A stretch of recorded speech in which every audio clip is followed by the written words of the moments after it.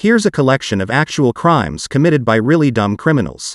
Just sit back and enjoy the insanity as we present.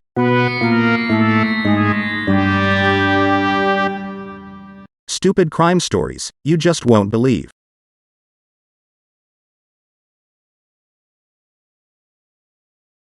In 2009, police in Iowa received a call that two men had attempted to break into a home. The men wore hooded sweatshirts and had heavily tattooed faces. Police later stopped a car that fit the description of the vehicle. Inside, they found 23-year-old Matthew McNelly and 20-year-old Joey Miller. Both men appeared to be drunk. They also noticed that those were not tattoos on their faces. Rather, it was supposed to be their disguise. But instead of wearing ski masks or stockings like real burglars, they used a different approach. The men drew masks on their faces using permanent black markers. Seriously, does this look like a real disguise to you? To be honest, shoe polish would have made more sense and they could have wiped it off immediately. Using a permanent marker like a Sharpie makes no sense.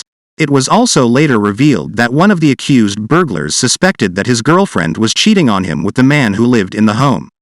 So he wanted to get back at the guy by breaking into his home. The Carroll police chief later told reporters that the strange disguises made it easier for his officers to identify the men. He said that he had been with the department for 28 years.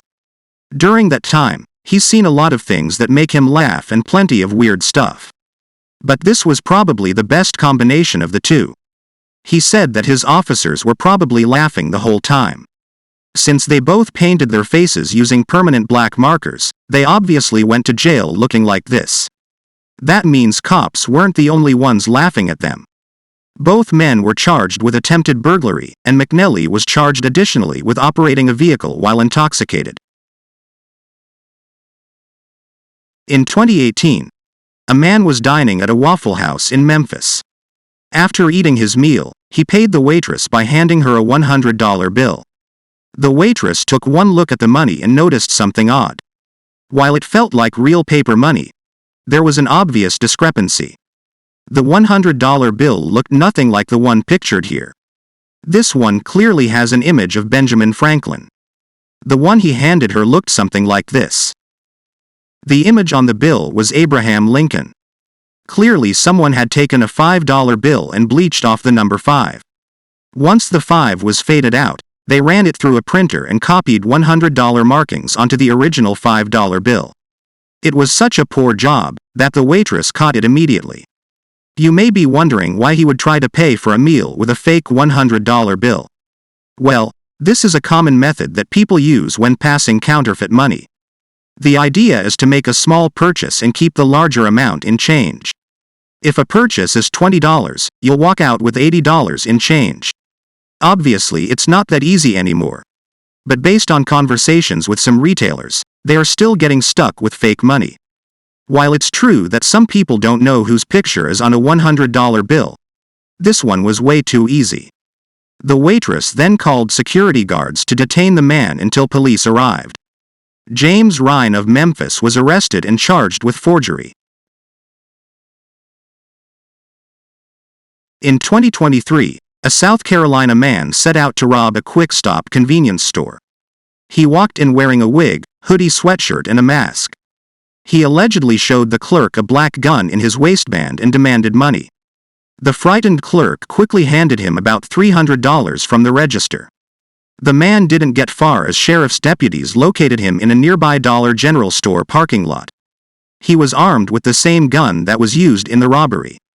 But upon closer examination, police discovered that he had used a fake gun. The weapon turned out to be a plastic gaming pistol that's designed to play a Nintendo video game known as Duck Hunt. He had painted the gray pistol black to make it look more like a real gun. Perhaps he thought that using a fake gun would be a less serious charge if he was caught. However, despite the fact that it was a toy gun, using it to commit a crime is still considered a serious offense. The emotional trauma caused to victims would have the same effect as a real gun. In other words, you could literally give someone a heart attack. Police arrested 25-year-old David D'Alessandro. He was charged with armed robbery with a deadly weapon and petty larceny. He was booked without bond into the York County Detention Center. In 2023, 3 men in Peru thought they had hit the jackpot. And why not? They had just broke into a shoe store and made off with 200 sneakers. The total value of their take was over $13,000.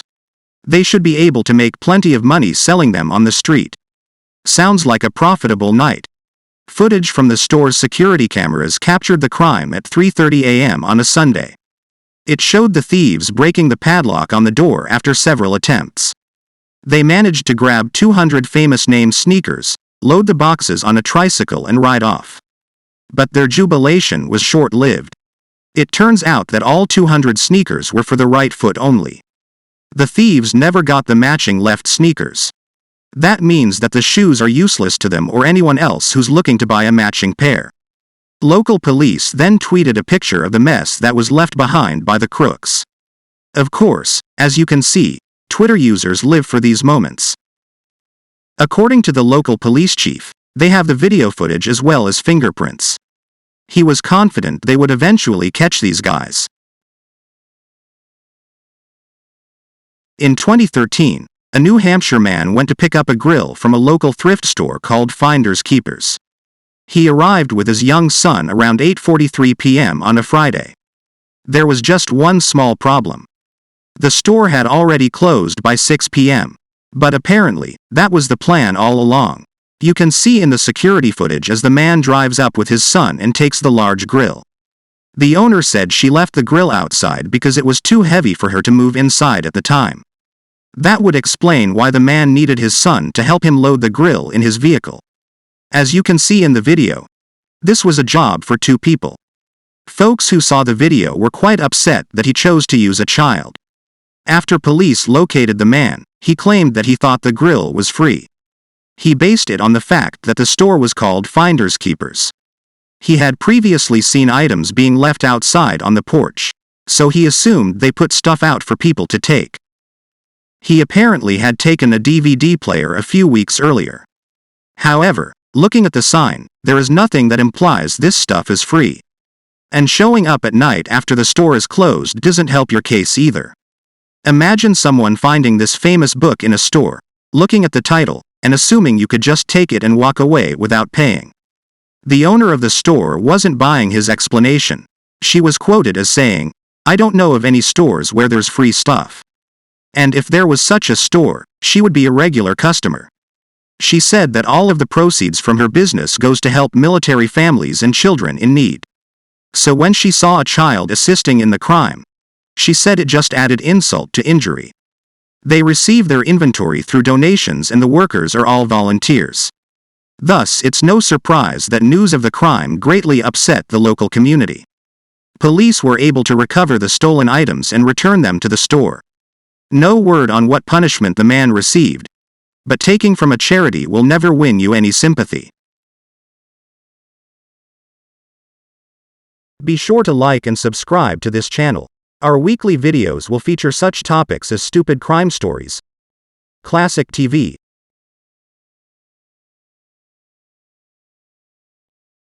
and the real stories behind popular songs from the past and present. There will be even more categories as we continue to grow.